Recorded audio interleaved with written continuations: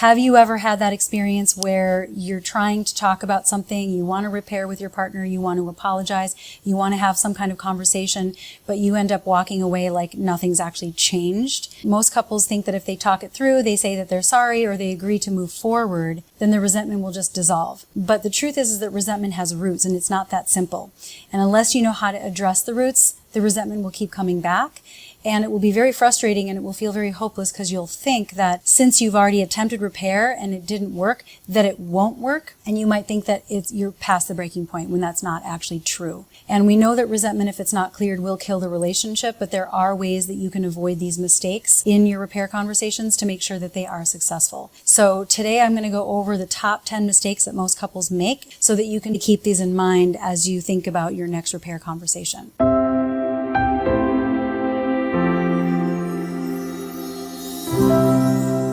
The first one is rushing the process. So the biggest mistake in this is wanting the resentment to go away right now so that you can just move on, right?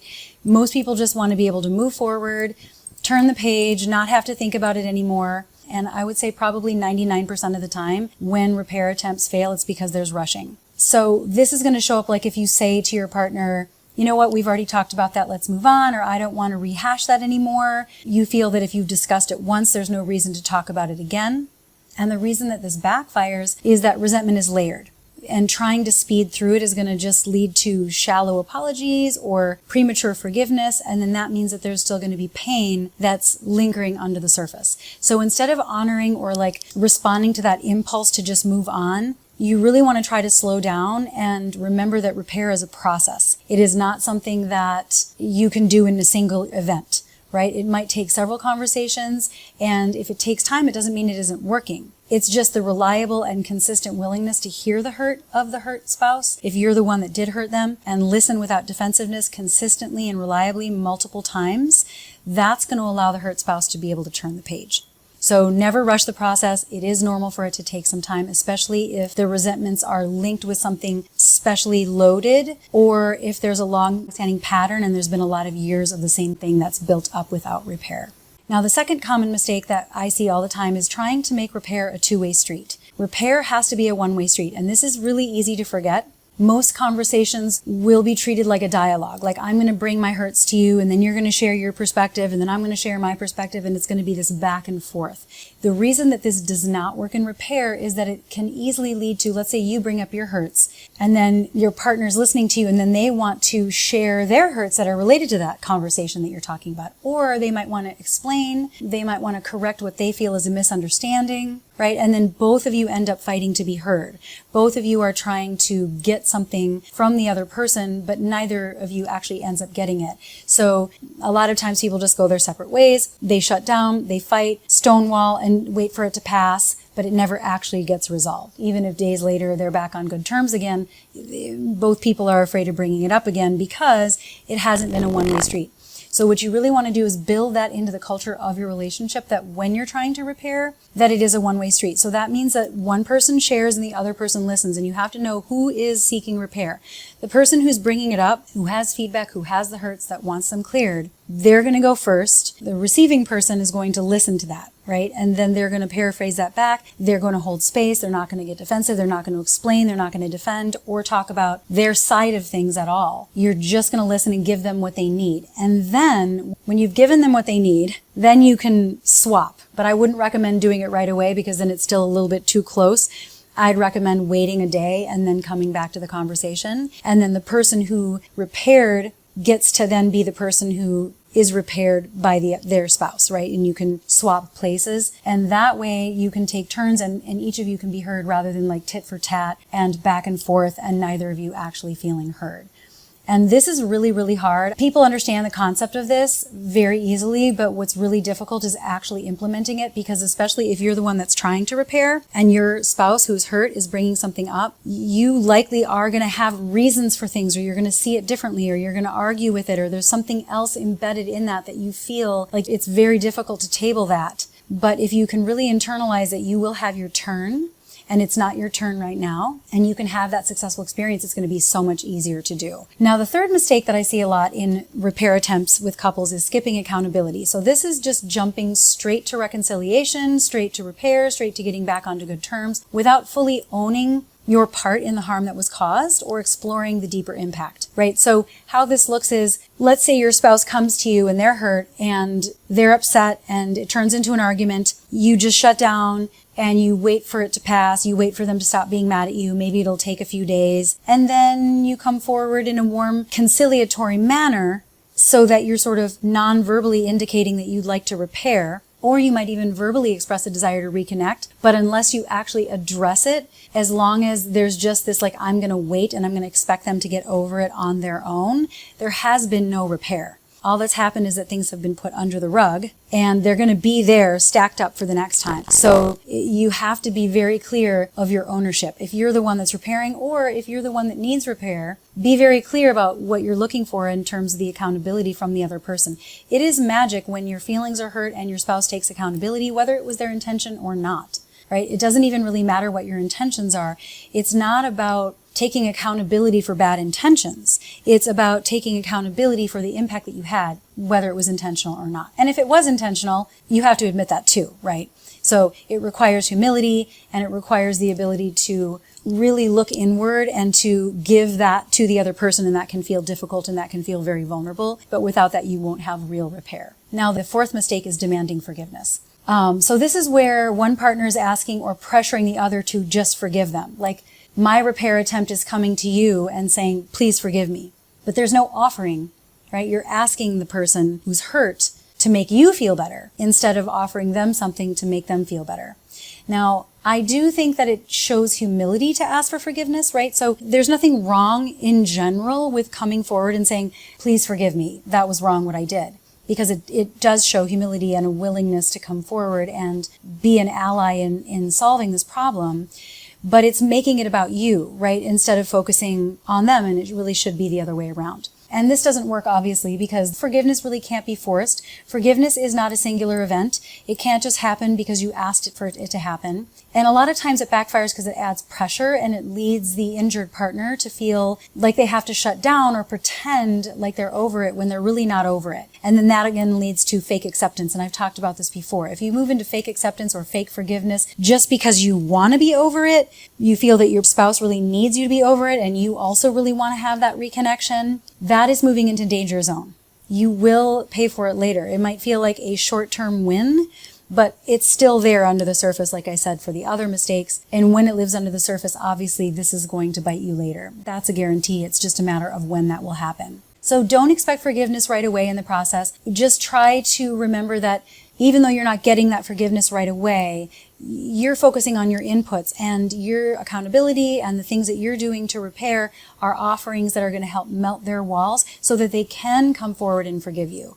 Because forgiveness is really no longer looking at your spouse through the same lenses. You're not using what happened in the past as a way of perceiving the present. You're not looking at them through that lens. And the only way that can happen is through new story behaviors, a recognition and an accountability consistently over time, and patience, right? And when you're patient and you focus on your inputs and not a demand for forgiveness, it might seem paradoxical, but that's how you're going to get forgiveness faster. Okay, and then the next thing is over-explaining or justifying. This is obviously relating back to where I was saying forgiveness or repair has to be a one-way street. This mistake of over-explaining or justifying is when the offending partner explains why they did what they did. I was just stressed, or this was my upbringing, or that wasn't my intention, or this is what I did mean to do. And they're doing that too early in the process. That's important later. But in the beginning, if you lead with that, if they tell you that they're hurt and you lead right away with that's not my intention, that is not a repair attempt. That will not work. And the reason why is because while context can help later on, when you explain too early, it sounds like excuses. It sounds like you're minimizing the hurt and you're glossing over it, and you're making, sometimes it also sounds like the subtext is you're making the injured person responsible. Like, especially if you're explaining it in the sense of, well, I just did that because I thought that's what you wanted, or I just did that because I thought you'd be mad if I didn't. So then you're sort of subtly putting it back on them.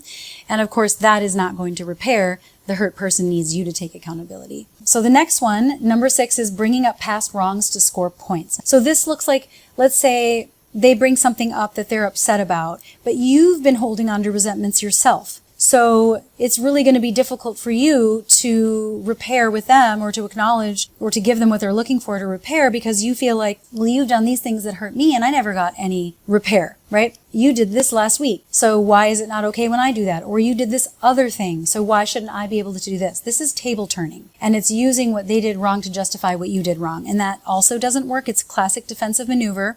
It derails accountability, and it makes both partners feel unseen and unsafe, and it ends up just being mutual blame, right? Pointing fingers back and forth. You cannot be repairing and defending yourself at the same time. You cannot be melting their walls of resentment, trying to be heard and explaining your side of things at the same time. So you really want to resist the temptation as the listener in repair. Do not use this as a chance to keep score. Do not use this as a chance to bring something up that you didn't bring up earlier, because you kind of had your chance. Like, if you haven't brought it up, that's on you. You do not use the other person's repair attempt or feedback to you as now your chance to be like, oh, I have these buried resentments I didn't bring to you. Now is a good time for me to bring them to you. That is not fair, and it's actually really damaging to the connection for the long term. So keep that in mind and try to find the inner strength. Think about what beliefs you need to cultivate. You have nothing to lose by listening and really holding space for them first, giving them what they need first. Somebody has to go first, right? And then you're going to be much more likely to be heard after they felt heard. That's a guarantee. The more that you give what it is that you are asking, the more that you are a match for the thing that you're wanting to get from them. I love this phrase, and I can't remember who said it first. What's missing is often what we're not giving. Sometimes we have to give the very thing we're trying to get the most, and it feels really painful to do that, because it's like we think we should get it first. But if you're willing to go first, you'll be much more likely to get it. Okay, and I think this is number 7. There's a mistake that gets made when you don't differentiate between hurt and harm. So what this looks like is equating all difficult emotions with wrongdoing, or avoiding emotional truth because it might hurt. Healthy repair requires being honest about impact, even if it's painful. So if you're sharing something with your spouse that they did that hurt you, and that feels difficult for them to hear, that doesn't mean that you're harming them. A lot of times we don't bring things up where we need repair because we think that if we share that, like the impact that their actions might have had, especially if we know that they're struggling with something or they're going through a hard time. So that's the thing you have to remember, is that the pain of accountability is not the same thing as harm.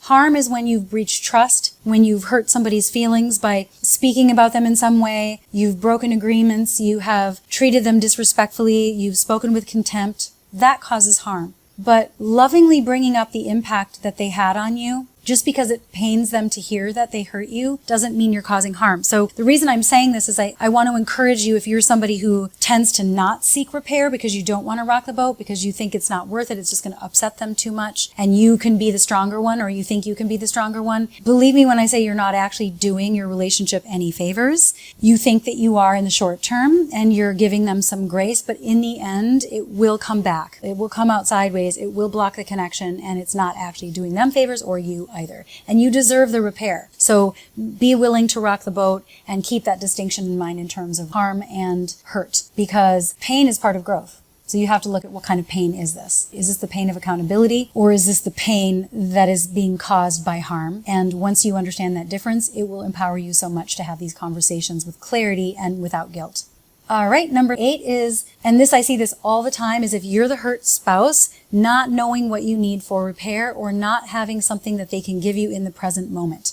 So the mistake is you're expecting them to repair when they don't know what you want, or you think that they should know, right? And they don't. Maybe you do know, but you don't want to have to tell them. You think that they should be able to figure it out. And that shows up as complaining. It shows up as you're complaining about the thing that was wrong that you need repair around, and they're offering you something for repair. Like they might be apologizing, and that's not going to move the needle. That's not what you're looking for. And in their mind, they've already repaired because they've apologized, but they've missed the mark, and you're frustrated by that. You have to know what it is that you are looking for so that they have the chance to do the right thing for you. So it's going to backfire if you don't get clear about what you actually need for repair, because it's just not constructive. It's just complaints without a solution, and It feels like it's venting, and especially if it's an ongoing thing, especially if you are healing from betrayal and there's things that are coming up over time that you want to be able to talk about, it's going to just sound like you're flogging them again without anything that they can do about it differently. So you have to ask the question, what is it that they can give me right now that will help me feel better? It can't be the kind of thing where you say, well, I'll feel better when in the future this is happening consistently. Now, this is part of rebuilding trust, and this is part of turning the pages. You have to have a new story, you have to have a new narrative, and I'm going to get into that in a little bit. But you can't create that without what you actually need in the present moment. You can't give something in the future in the present, right? So if you say the only way that I can repair is if in the future this never happens again, how do they give that to you now? Then what you're left with is you're still disconnected, and it's sort of like a wait and see. So what you're doing in that situation is you're committing to staying disconnected until some future time. And maybe that's how it's going to be. You're going to be disconnected. I'm not open to repair. I'm not going to be repaired. I'm going to wait and see. That could be the situation that you're in, and sometimes that's appropriate. But most of the time in a relationship, you do want to be thinking in terms of what can they give me now? Maybe I won't have proof of it in the future, but it could be a commitment now. I'll give you a commitment in the present moment that I'm going to work on that in the future. My commitment, my promise in the present moment is to never do that again in the future. And here's what I'm doing. Here's the inner work that I'm doing to prevent that from happening again. That would be an example of how you can bring something in the present moment and give them something that is actually constructive and something that will move the needle. If you're the hurt person and you know that they're trying to make it better and they're missing the mark, it is up to you to know what you need for repair. And if you're not open for repair, then you just have to come clean and say, I'm not open for repair. But don't play the charade of I'm open for repair and you're just doing it wrong when you haven't even been able to identify what you actually need from them.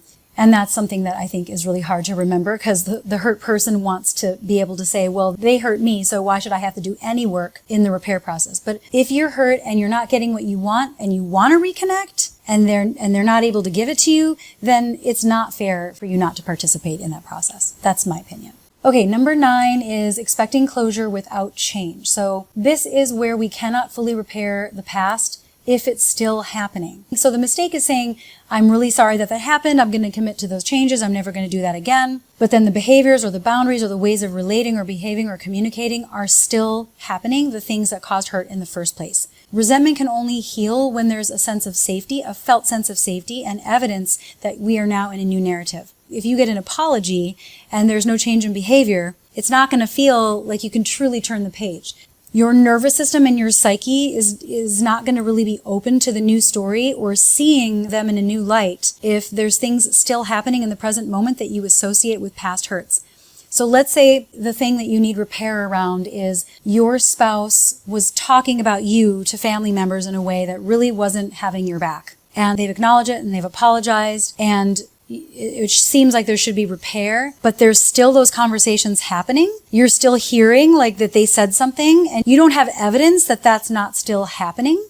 Then it's going to be really hard to settle into that and to truly receive the repair. It might be something you hear in your brain, but it's not something that goes into your body, and your nervous system doesn't really internalize that emotional safety. And if you're the offending spouse and you're working on making some changes, a common one is infidelity if it's an emotional affair, or like let's say you've been secretive with your phone, maybe you've had issues with that, you've said you're sorry, you've committed to change, but then they want more transparency so that they can have like proof that that's not still happening and you're not going to give that to them. Well, then they don't have any evidence that that's not still happening.